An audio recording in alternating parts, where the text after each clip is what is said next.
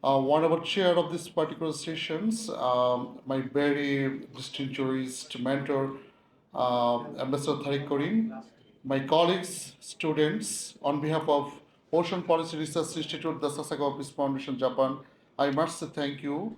I would like to share something already our previous distinguished colleagues and speakers already mentioned it, but I tried to cover it in the academic way.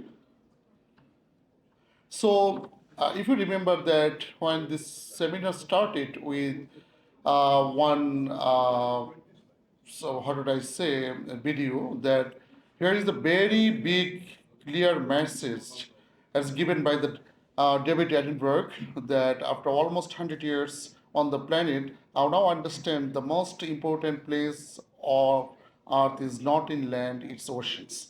So it's a very big statement in the ocean literacy and ocean science.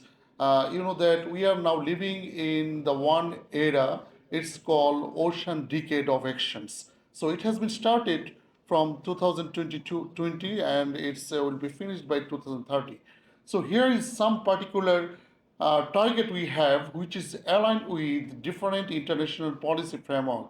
So those who are studying in this particular area, kind of particularly environmental policy and climate change, you know that we have lot of treaty, so framework, UNFCCC policy framework, and the Paris Agreement, COP, everywhere happening. So another in ocean ground, it's called UN Ocean Decade. So when the French ambassador mentioned that another important things that in the last month it was the UN Ocean Conference. So here's like the 3,000 people from the whole of the world gathered to talk about the one important issue that is the oceans. So I particularly call that ocean is the mother of life. So when I am working in the Japanese traditions, it's a very common proverb. So why this is called the ocean is the mother of life? Because you know that it started our civilization is about the 3.5 billion years ago, and also it's a everybody know the data that ocean is like that. It's a cradle of biodiversity. We still now explored like more than 230,000, but it's still many of these unexplored. And also that in terms of the climate regulator, you know that 90% of our ocean heat is absorbed by the oceans, and also it's give us the protein. So when you're talking about our proteins come from the ocean. So based on the even the oxygen, even the many other parameter, we can claim that ocean is mother of life. So this is also the target of our, since I am now coordinating the UN Ocean Decade Foundation dialogue. So it's also our slogan to promote that ocean is mother of life. So another this argument that we made that the ocean is not just a body of water, it's the bloodstream of the global economy. So you know that everybody knows it's previous scholars all are mentioned that each of the country depends on their oceans. So how is if you're thinking in the shipping line, it's about the 90% of the global economy is actually continuing on this particular matters, and it's about the 24 trillion economy is there, but most of this economy is still unexplored. So when you're linking with the climate change, actually climate change is all about the water. So you are a student, you are thinking very instinctively, you will find that it's totally related with the water. Since sorry, since our human body, you know that 70% is the water, and 30% is the other thing. The earth system is the 70% is the water. So if anything happen in the water, it's directly impact to our mainland and the body. So this is the actually another climate shift index. Those who are would like to study, go to this in Google, and you will find that all of the red zone that's you met is already affected by the climate. So another thing is Mr. Robinson is the great researcher. He found that climate change and the ocean health is intrinsically related. So out of he actually explored that 14 global problem is now there. So out of this 14 global problem, so four is directly interlinked with the oceans. So since my previous caller, my mentor, Ambassador Karim already mentioned that about the plastic pollutions, I will try to focus on these plastic pollution issues. So again, you see the in the right side that is all about the if you go to even in our Buriganga in any of our water basin, you will find that it's very common. It's not in the very common in our developing countries. It's also very common in the all of the world, even in the civilized world, what we call in the Nordic and also in the Pacific and the Atlantic and everywhere is there. So we are actually contributing in the every day on this particular matters. Even we are aware. So you know that every problem there might be some solution, and here is the one body that's called the United Nations. They're doing the some policy. So since you are the student, I tried to give them some idea that you can go. Even if you study on this particular matter in the environmental policy, that is enough for your career and everything. So now our goal is even in the UN Ocean Conference that an UN Ocean Decade is totally covered on the one target. It's called 30 by 30. So it was designed by the Kunming, that biodiversity conference that happened, and here is we have the clear target. The every country they should ensure that protect their land. At least the 30% of their ocean must be protected, and also their 30% must be in their trees and mangrove. So this is our target. This is those who are actually already signed it, and Bangladesh is like a signatory. So it's called Kunming Montreal Biodiversity Framework. This is very important for those who are actually working on this particular matters. So now I'm coming to the in actually the my particular point is plastic pollutions. Why this is a global problem? You know, in the 19th century, it was the greatest advancement technology in the world and innovation. It was the plastic. It's actually create our life very easy and fancy. But when we are talking about the species underwater and it's because of the mismanagement, then it's become a problem. So the one thing you actually mark out here is the mismanagement. You know that mismanagement is what? It's directly relevant to our behavior. So how is behavior? So all of the data, so here's a lot of data. So you know that nowadays, still now in ocean basin, it's about the 8.5 billion metric ton, what did I say, plastic is there. And every day we throw another 390 million. So only 9% of this plastic that we produce is actually what is biodegradable or anything, it's a disposed, but more than 80% it's actually thrown into water.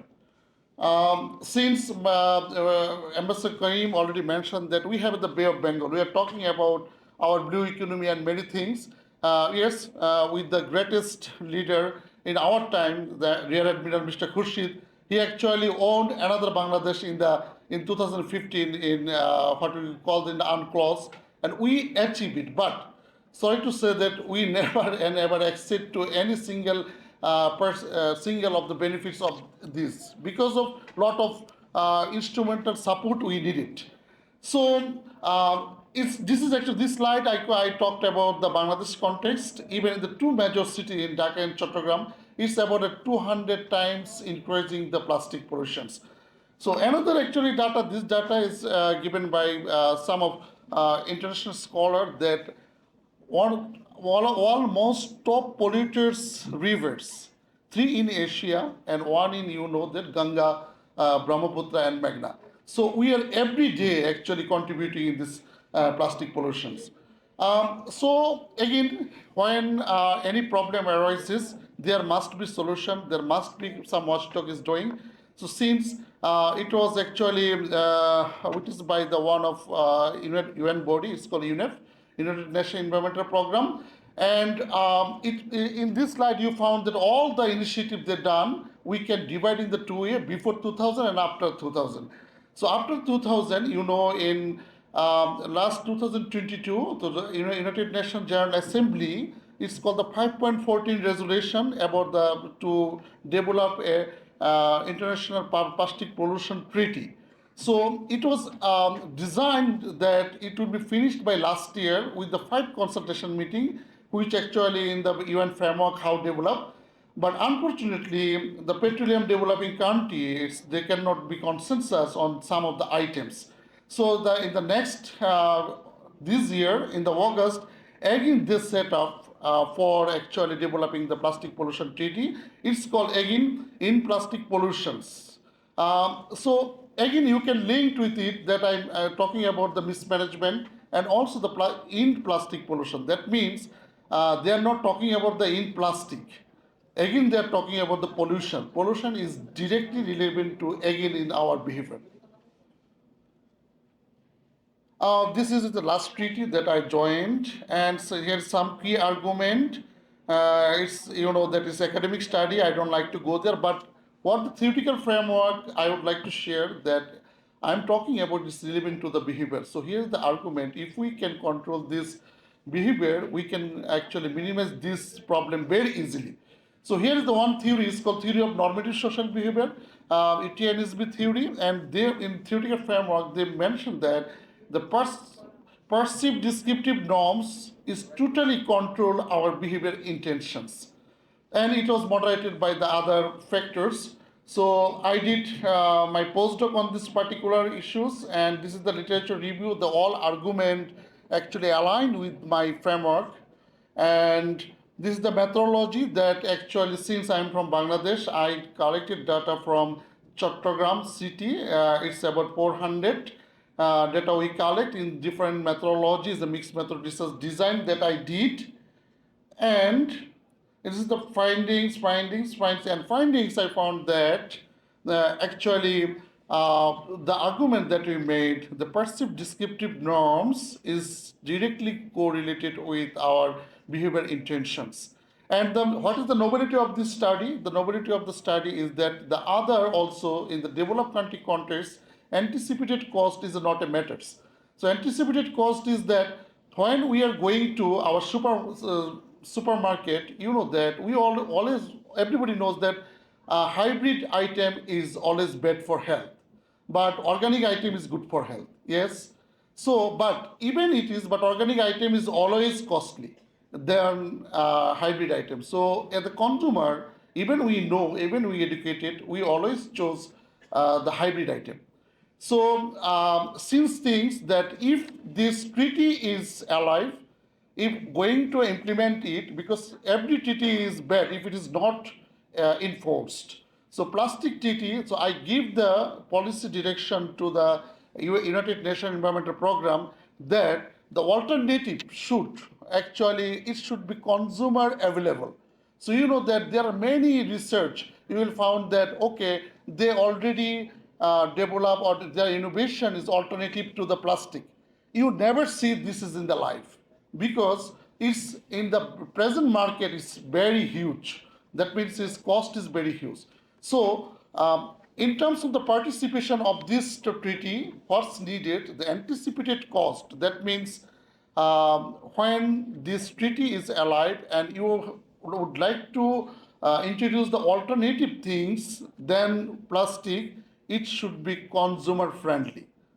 So and another, this is all about that I'm talking about and promoting the idea of environmental educations. So how environmental education is the friend in the developed country, it's all about those who are already working in different areas. So it's the reference.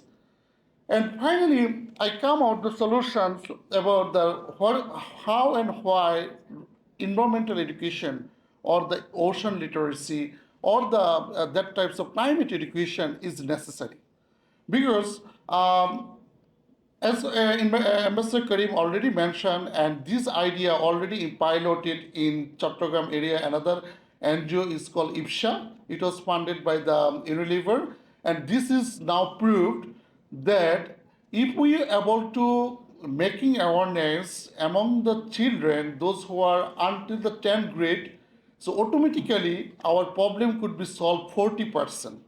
So this is the some example that that when children is learn something in the early age, it's very impactful. They back to their family and they fight with their father and mothers. What they learn from the school that plastic is the bad. So his mother and friends never be used with them. So this model is actually proposing that plastic resource education it should be incorporated our education system, and it could be there are different methodology how can we can make awareness with the student in before the 10th grade. And if we can able to promote and under the ocean literacy model, then our plastic pollution problem could be solved at 40%. So at the very beginning, when I started, that is the mismanagement issue. Mismanagement is the behavior. When I am talking about that, it's a behavior issue. Again, the TNSB theory that is proof that our perceived descriptive norms. If our descriptive norms, that means we are you are sitting in front of me, I am sitting here, and you are loyal to me to heard my lecture is about the descriptive norms. It's our norms that is established last couple of decades. So in the same way, if we can develop this ecosystem in the society, under very defined mechanism, we have no need to invest that much to control it. It can be resolved by 40, and this model is totally approved because I'm the first publisher, and it's going to publish in the Nature. So thank you so much. This is my message that ocean is the mother of life. When you're talking about that, when you are learning and something doing that, we should think about it and we should protect our ocean for our better future and better life.